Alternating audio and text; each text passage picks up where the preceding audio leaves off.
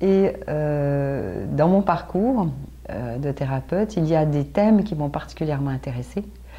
En particulier le travail de reparentage. Oui, continue. J'ai aperçu de la nécessité ou de l'intérêt de ce travail-là, le travail sur la voix et le travail sur les rêves. Donc ça, c'est 3 thèmes et comment aussi aborder les cas limites ou les décompensations psychotiques. Donc si vous voulez, ça fait 4 thèmes qui me sont importants, sur lesquels j'aime bien travailler. So, Christiane, le travail, tu as juste dit une chose très profonde de la psychothérapie, tu as parlé sur les psychotiques, non? Ou même le travail profond qui se peut faire à travers la voix, non? Oui. Pour aider peut-être les psychotiques de former une structure plus cohérente avec la vie, pour le comportement social. Qu'est-ce que c'est ça que tu... Alors, le travail sur la voix, je l'ai adapté pour traiter les psychotiques ou les personnalités limites en danger de basculer. On sait que les personnes, elles sont comme sur un fil, comme ça, et qu'en fonction de l'extérieur qui va mettre trop de pression sur elles, elles vont basculer ou pas du côté de la décompensation psychotique. Et en fait, ça c'est un travail qui m'a été inspiré, non pas enseigné, mais inspiré par Marie-Louise Aucher. Par Marie-Louise? Marie-Louise Aucher. C'était une cantatrice magnifique qui est décédée il y a quand même, je pense, un peu plus d'une quinzaine d'années, mais que j'ai eu la chance de rencontrer il y a exactement 33 ans. 34 ans, je l'ai rencontrée. Je le sais parce que Lucas était dans son couffin et il a 34 ans, donc c'est bon. Et je suis allée la voir et elle a développé cette notion de cocon sonore. Et de comment, quand on chante, quand on émet des sons, le corps vibre à différents niveaux en fonction du ton de la voix.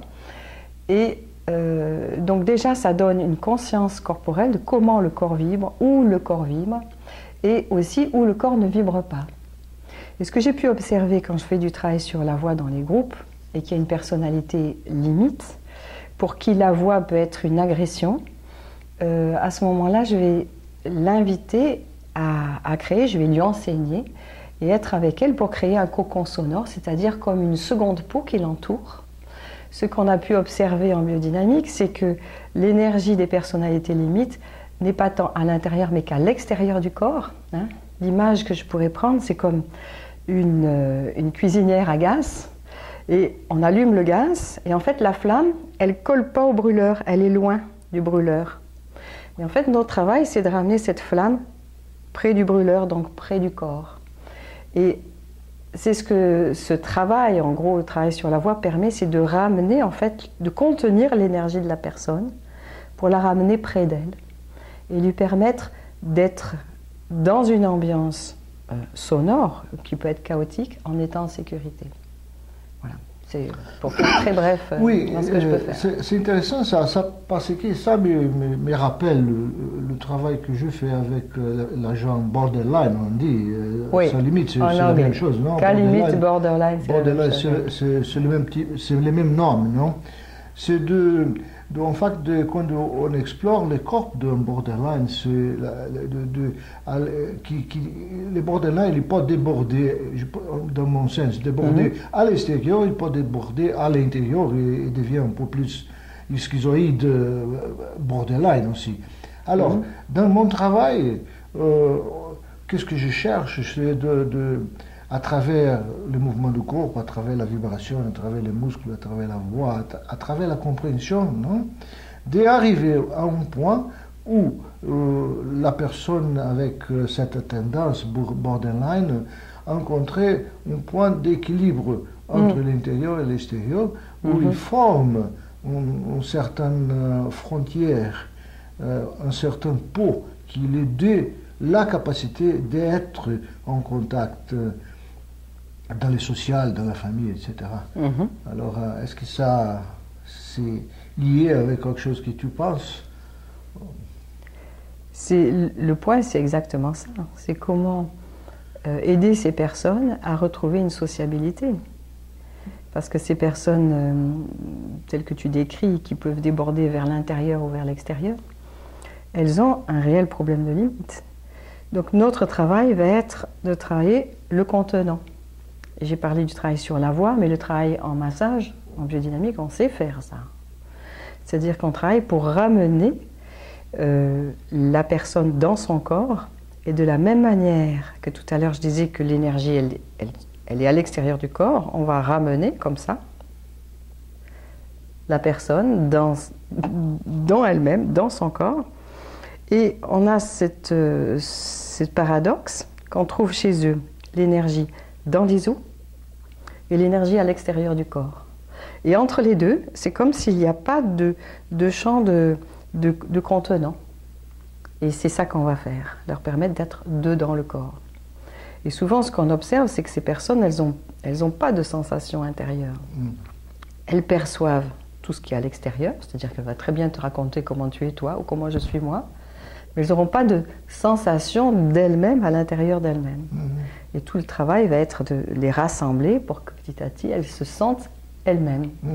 Alors, qu'est-ce que j'ai aussi percevoir avec le travail avec le borderline, c'est que si on rentre dans les histoires de chaque personne, et évidemment, ça manquait un contact, ça manquait une présence qui lui laissait cette capacité de s'encontrer à l'intérieur et de savoir comment laisser l'intérieur contacter l'extérieur, non? Et normalement, ces contacts-là, ça fait par le parent, par la mère ou par le père, mais à quelqu'un personne qui est devant cet enfant, non? À cette époque, parce que peut-être il n'y a pas de parents, les parents sont décédés, ou la mère est décédée, ou le père est décédé, ou ils sont abandonnés. Il y a quelqu'un adulte qui était là pour à travers la relation, à travers les contacts, donner cette capacité, ou laisser cette capacité se développer dans l'enfant. Parce que qu'est-ce que je sens, c'est que l'enfant, quand il est né, quand il vient au monde, non, il y a une énergie toujours à l'extérieur. L'enfant, il veut plus et plus et plus et plus, et l'extérieur, il donne des limites, certaines limites qui va structurer cet enfant dans le monde. Est-ce que ça c'est lié à qu'est-ce que tu penses quand la relation, non? Parce que c'est l'importance de le thérapeute, de toi par exemple quand tu travailles avec quelqu'un, c'est ta importance dans la relation que arrive à donner cette capacité, non? J'ai envie de repartir à ce que tu disais au départ, que l'énergie de l'enfant a envie de grandir, d'aller vers l'extérieur. Et ça, c'est un des concepts fondateurs en biodynamique, qu'en fait, l'enfant est en lui une personne complète. Et cette personne complète va chercher à se développer. Gerda a parlé du noyau sain. De quoi? Du noyau sain. Du noyau sain, ok. Qui est inhérent à chaque être qui naît. Et je vois vraiment le nourrisson comme un soleil radiant. D'ailleurs, on le voit, les petits qui naissent dans de bonnes conditions, ils sont radiants. Alors tu disais que l'extérieur, les adultes ou le substitut parental, si jamais les parents sont pas là, vont donner des limites qui vont permettre de structurer. J'aimerais le formuler autrement. À moi, c'est pas tant qu'il faut donner des limites à cette énergie et à ce soleil radiant, mais lui permettre de réaliser qui il est en germe. C'est-à-dire que pour moi, il y a plus besoin de contenant. Alors c'est en ça que peut-être tu dis que ça va l'aider à le structurer ou à le limiter. Mais j'ai pas envie de dire le limiter dans un sens de contrainte. Mais plus le limiter dans un sens de lui permettre de trouver sa direction.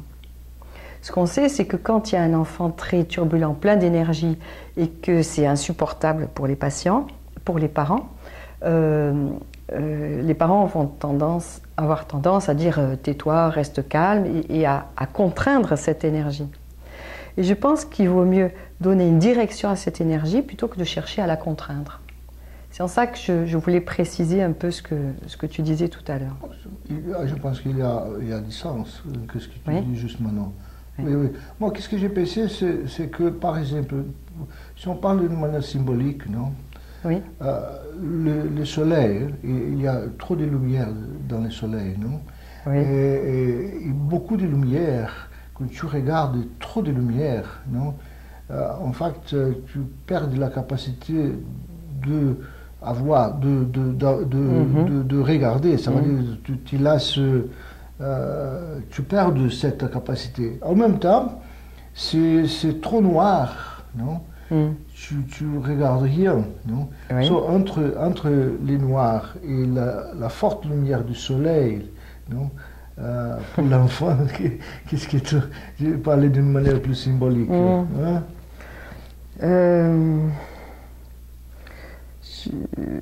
Si on va dans un niveau philosophique, on va parler de l'équilibre entre l'ombre et la lumière. Mais j'ai pas envie d'aller tellement sur ce thème-là. Si tu veux bien, moi je reprendrai l'histoire de quand l'enfant naît, la nécessité d'avoir quelqu'un qui l'accueille. Ce quelqu'un, normalement, c'est la mère. Elle est fabriquée pour ça. C'est-à-dire qu'au moment de l'accouchement et où son enfant se prépare à sortir, la mère sécrète tout un cocktail d'hormones qui vont permettre à son corps de faire le passage. Sinon, son bassin ne pourrait pas se rendre suffisamment élastique pour laisser passer l'enfant s'il n'y avait pas ce cocktail d'hormones. Et ce cocktail d'hormones, ainsi qu'on sait, c'est lui qui crée la capacité du lien, qui d'évidence va stimuler le côté animal de la mère, qui va lui permettre d'être en lien avec cet enfant de manière animale. C'est-à-dire qu'elle va savoir dans sa chair les besoins de l'enfant. Et c'est pour ça que c'est difficile que ça soit remplacé par le père ou par quelqu'un de bienveillant. Bien sûr que ces personnes pourront aussi aider l'enfant à se développer.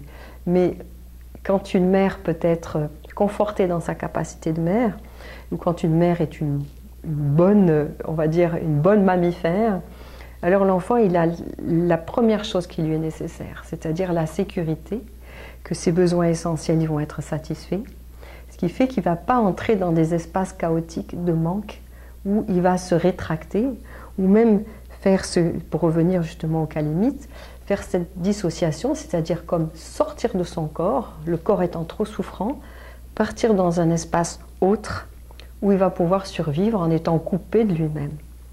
Alors si on resitue un petit peu la conversation autour justement des cas limites, on sait qu'on a là dans ces premiers temps, déjà intra-utéro, est-ce que la mère a voulu être enceinte ou pas? Est-ce que l'enfant était bienvenu dans la famille ou pas? Est-ce que la mère était consciente ou pas de l'arrivée de cet enfant? Et puis dans l'accueil qui est après, il y a ce qui va être déterminant pour l'envie de cet être qui s'incarne, qui vient dans ce corps à travers cette matrice, d'être là ou pas. Et c'est ça qu'en biodynamique, on a vraiment développé, c'est cette notion d'accueil inconditionnel et de créer un ancrage positif avec nos patients. Pour quand cet accrochage, cette possibilité, cette envie d'être là n'a pas pu se passer, eh bien il y a comme une seconde chance.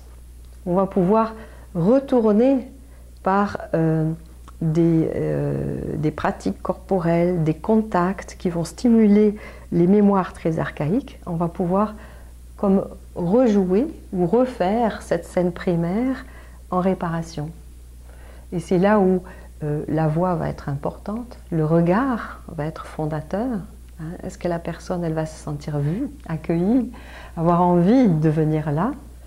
Et c'est ça qui va permettre, avec le contact corporel, de réparer ce qui n'a pas pu se créer au moment de cet accueil de gestation et puis au niveau de la naissance aussi après. Ça veut dire que la thérapeute, elle occupe la place correcte de la mère, dans ce sens-là, Oui.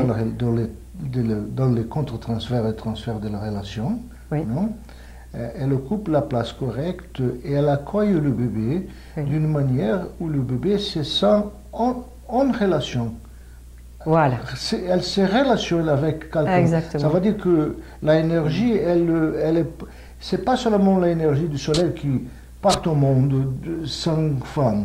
Il y a un contact qui forme, non, qui donne une forme Oui. à la relation, Un à contenant. le bébé, à la mère, la thérapeute. Il y a les deux ensemble aussi. Non? Et ça illumine. Non? Oui. Oui, oui. C'est ce qui permet de faire ce que j'appelle un réchauffement des mémoires. C'est-à-dire que je peux savoir que ma mère a été endormie et puis hospitalisée, qu'elle n'a pas pu être disponible à moi, mais ça ne suffit pas de le savoir, ça. Il faut que l'expérience, que le corps passe par une expérience pour que ça se répare. Et en faisant justement ces pratiques de régression, cette mémoire que j'ai, qui est une mémoire froide, va être chaude, c'est-à-dire que mon corps, ou le corps du client, va se rappeler ce qui s'est passé à ce moment-là. Et c'est quand la mémoire est chaude, que le corps est actif, que là, on peut donner une seconde information qui va changer complètement le fonctionnement organique du corps. Oui. C'est-à-dire que le corps, il va avoir une nouvelle mémoire où il va pouvoir, par exemple, laisser la chaleur circuler dans son corps. Il va pouvoir laisser l'énergie venir dans ses yeux. Il va retrouver, par exemple, l'odorat. Hein? On sait que l'odorat, c'est le sens le plus développé chez les nourrissons. Et qu'ensuite, petit à petit, c'est la sphère visuelle qui va devenir prédominante. Or, il y a beaucoup de personnes qui viennent en thérapie, qui ont des problèmes d'odorat, tout simplement, parce qu'il y a une impossibilité d'être en relation avec la mère, et une mère qui est une bonne mère, pas une mère toxique. Sinon, l'odorat se rétrécit, hein, et ça devient une fonction atrophiée. Avec ce qu'on voit souvent, ces phénomènes de sinus encombrés, ou même infectés, des douleurs comme ça, qui sont vraiment des douleurs qui cèdent à rien en fait. Tant qu'on n'a pas fait cette réparation de ces pleurs de bébés qui n'ont pas été accueillis, et qui enfin en étant accueillis, et surtout en répondant aux besoins qu'il y a sous les pleurs, parce que les pleurs ils viennent quand le besoin n'est pas satisfait. Oui, oui, Hein? oui. Et bien quand on permet de faire cette réparation, donc d'aller très très loin dans la régression du tout petit, hein, c'est vraiment très archaïque les mémoires qui se lèvent à ce moment-là. À ce moment-là, il y a une transformation physiologique, c'est-à-dire que le corps se transforme avec cette nouvelle information. Ça c'est très clair. Oui. Ça c'est très clair et moi je voulais encore de friser que la présence correcte du thérapeute qui occupe une fonction maternelle ou paternelle, exactement, qui forme une relation qui donne ça. Oui. Alors, si on rentre dans la question du borderline, par exemple, je pense que c'est peut-être presque la même chose. Parce que le borderline, il déborde, non? Alors, c'est que l'énergie du borderline, elle sort partout. Oui. Et alors, quand elle est avec le thérapeute devant lui, ou avec le thérapeute qui se relationne avec lui, cette même énergie que déborde à quelque part, elle peut gagner une forme dans la relation. Oui. Ça veut dire que c'est pas vraiment quand je parle de limite, c'est pas vraiment de réprimer cette énergie. Il y a une grande différence entre répression et limite. Ça veut dire seulement la présence. Moi, devant toi ici, je te donne une limite de présence. Je suis là, je ne suis pas là, je suis ici. Oui. Et ici, entre nous, il y a une relation. Alors, avec le borderline, c'est presque la même chose. Ça veut dire l'énergie que déborde, elle rencontre quelqu'un pour se relationner.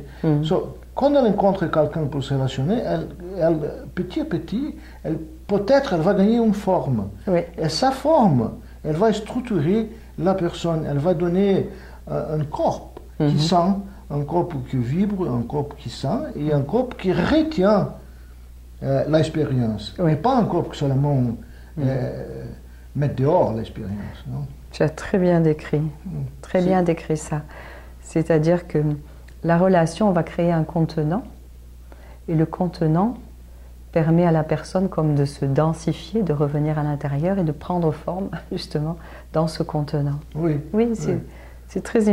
L'image est correcte, vraiment, c'est ça. C'était très intéressant parce qu'on n'a pas pensé de parler sur borderline, non? Non. Et on parlait sur borderline. Oui. Et je pense, pourquoi on parle sur borderline?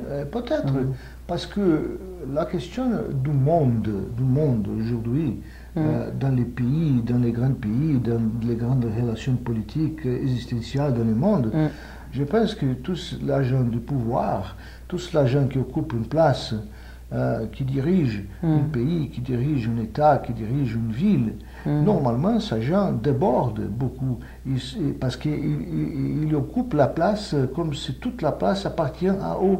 Par exemple, ils prennent l'argent de peuple, non? Ils sont des criminels, ils tuent l'agent. Ça veut dire il y a un comportement dans le monde dans ce moment-là qui, pour moi, c'est vraiment un comportement borderline, ou plus que borderline, un borderline psychotique. Non? Ça veut dire peut-être, ces gens-là, où est-ce qu'elle a appris à être comme ça, à vivre comme ça? Ça veut dire que peut-être tous ces gens-là, dans la famille d'origine, il avait un problème qui laissait ce type de personnalité gagner espace à la vie. C'est très vraisemblable. C'est très vraisemblable. Il y a du sens pour toi, ça? Ça fait du sens. Hein. La psychopathie, c'est ce qu'on retrouve malheureusement chez beaucoup d'hommes politiques. Ça s'est développé tout simplement parce que pour avoir envie de prendre le pouvoir, ça concerne énormément de personnes qui ont des problématiques avec le pouvoir. Ceux qui ont un pouvoir naturel, ils ne sont pas intéressés de prendre le pouvoir. Et le problème, c'est que ceux qui se présentent pour pouvoir faire ce travail-là, la plupart ont une problématique avec le pouvoir. Alors on pourrait regarder en amont, hein, effectivement, dans les familles, qu'est-ce qui s'est passé. Ça pourrait être une étude tout à fait intéressante. Mais ça, je ne sais pas si ça résoudrait le problème de nos gouvernants, mais en tout cas, ça dit bien comment une famille harmonieuse, normalement, régule ses envies, ses instincts de toute puissance, et qui, s'ils ne rencontrent pas un accueil et un retour sur soi, c'est-à-dire une prise de conscience suffisante sur qu'est-ce que je fais de mon pouvoir, peut donner libre cours à toutes sortes de débordements. C'est très bien que tu as rappelé ça, parce que c'est important de laisser un message correct aussi, que dans les familles, aujourd'hui, les familles sont beaucoup stimulées pour faire les enfants grandir avec le pouvoir et avec le désir de conquérir le monde et d'être fameux et d'être riche et de faire comme il veut pour garantir le futur, dans quelque sens. Et je pense que cette stimulation familiale, non? S'il n'y a pas de sens de valeur, non? Qu'est-ce que c'est les valeurs de la vie? Qu'est-ce que c'est le vrai valeur de la vie, non? Ça va former des gens qui, au futur, adultes, se comportent comme ça, non? Oui. Qu'est-ce que tu penses? Je pense exactement ça. Et je pense que c'est un système qui n'est voué qu'à s'autodétruire. C'est-à-dire que si tout le monde veut pour soi-même, sans prendre soin du collectif, il va y avoir un effondrement. Parce que dans le collectif, il y a ceux qui prennent soin de la culture, de la terre, ceux qui prennent soin de la santé, ceux qui prennent soin des enfants, ceux qui prennent soin du fait que vivre ensemble, c'est possible. Et s'il y a de plus en plus comme ça de personnes qui veulent pour eux-mêmes, hein, moi d'abord, eh bien, ça va être forcément au détriment de ce qui permet à la vie d'exister.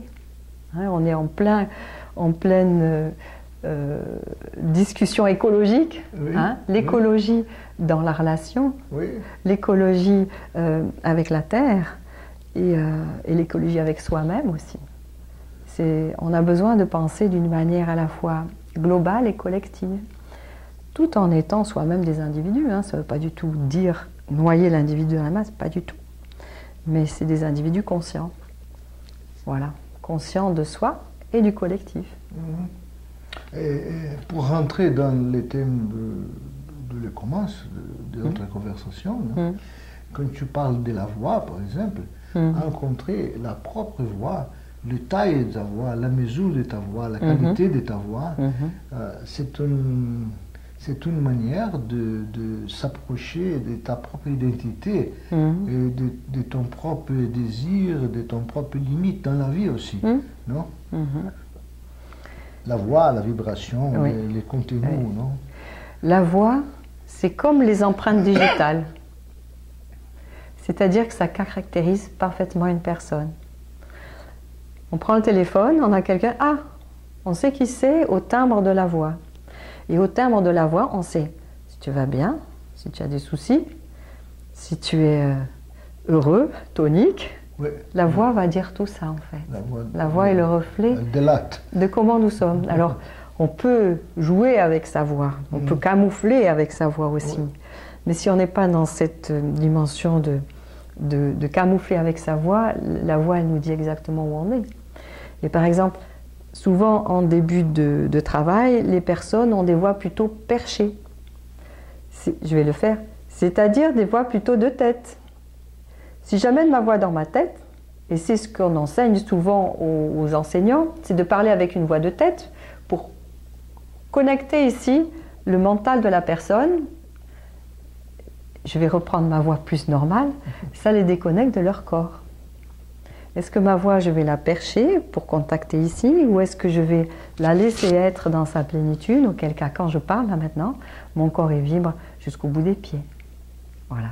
Et ce type de voix va inviter la personne à redescendre, à investir son corps, redescendre dans lui. Et c'est là où, quand on va travailler la voix, en fonction des tonalités qui sont bien vibrantes, ou bien des tonalités où la voix, elle faceille un peu, elle vibre un peu, elle a des trous, on va savoir les niveaux du corps qui sont contractés, ou qui sont interdits ou désinvestis. Et là, on va pouvoir justement chauffer les mémoires. J'utilise la voix pour chauffer les mémoires, entre autres. Oui, ça c'est très intéressant parce que au moment que tu parles, je me rappelais que tous nous, tous les enfants, changent de voix pendant les grandir. Ça c'est très intéressant. Sur les bébés, il a une voix qui part de la viscère, c'est une voix forte, c'est crude, c'est viscéral, non? Et après, la voix se refine un peu, non? Et elle commence à se relationner avec le monde avec des tonalités différentes. Quelquefois plus aigu, se dit. Plus aigu, quelquefois plus grave. Ça change beaucoup. Et dans les grandir, l'enfant va arriver à rencontrer sa propre voix, avec sa propre relation dans la famille, dans l'école, dans la vie, non? Oui. Et quand on travaille avec la voix, peut-être ça passe tout ce segment, non, différent des tonalités de voix, qui signale les périodes, entre autres, où quelque chose s'est mal passé. Quand je vois une femme de 30 et quelques années, ou 35, 40 ans, qui a une voix de petite fille, il y a quelque chose qui n'est pas adéquat, qui ne s'est pas développé d'une manière normale. Et si aussi il y a la voix qui est trop grave, trop caverneuse, c'est aussi quelque chose qui n'emplit pas, qui ne donne pas l'amplitude de la capacité de la personne. La tonalité de la voix, elle peut donner un diagnostic à peu près de quel âge sa voix vient dans la vie, non? Oui. À peu près. Alors à peu près. Alors là, il faut mettre des nuances parce que ce qu'on sait, c'est que c'est que au moment de la puberté, les os ici de la gorge des hommes vont changer de consistance et c'est ça qui va permettre d'avoir des voix très très graves. Et c'est pas parce qu'un homme aura une voix très grave qu'il n'aura pas eu des blocages plus avant dans son enfance. Donc on peut pas dire, on peut pas faire le parallèle direct comme ça. avec la voix, de voir à quelle tranche d'âge ça se réfère. Oui. Voilà. Oui. Chez les femmes, c'est plus flagrant. Chez les hommes, il va falloir chercher mieux. Enfin, quand on voit qu'un homme a une voix de tête ou nasale, hein, parce qu'il y en a, ils parlent vraiment d'ici, hein, voilà, ou alors carrément perché, hein, on sent que ça vient ici du crâne, ça vient, voilà, toute cette zone-là qui est là, on sait qu'il y a une déconnexion avec le corps. Voilà, déconnexion avec le corps, donc pourquoi? Pourquoi est-ce qu'il a fallu que la personne sorte de cette sensation corporelle, se réfugie dans un espace où c'est possible d'exister. Voilà. Donc ça, c'est une piste. Oui, ça c'est une piste d'éducation de cette personne. Par exemple, je me rappelle d'un patient de moi qui, ça fait quelques 20 ans, plus que ça, je demandais qu'il lui faire un dessin de le corps de lui. Et qu'est-ce qu'il a fait? Il a fait la tête sur une table. Oh. C'est incroyable ça, non? Il était un journaliste, cet homme-là, très intellectuel. Il était honnête. Il était très honnête. Ben oui. Il était très, très honnête quand il a fait ça. C'est étrange, mais il a fait ça, il s'était honnête. Parce qu'il a des corps, mais il n'y a pas de corps. C'est que le corps de lui, c'est la table, quelque chose comme ça. Il n'y a pas de corps vivant, non? On a travaillé, non, pour comprendre avant qu'est-ce qui s'est passé et réparer ça, rencontrer les corps. La famille de lui, c'était une famille trop intellectuelle qui stimulait beaucoup l'intellect, le rationnel, la tête.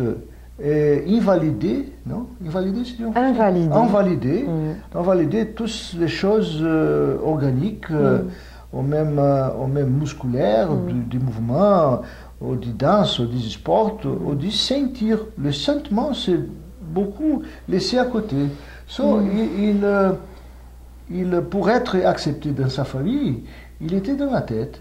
Et la voix de lui, c'est vraiment une voix que vient de la tête. C'est très clair ça. C'est la tête qui vibre. C'est la tête qui vibre. C'est sa maison, voilà. Sa maison, c'est là où il peut être, là où il a le droit d'être. Exactement. Alors, ce qui est intéressant, c'est que les parents ne sont pas forcément, entre guillemets, des mauvaises personnes. On rencontre dans beaucoup de familles d'intellectuels des personnes qui sont aimantes, mais qui n'ont pas accès au corps.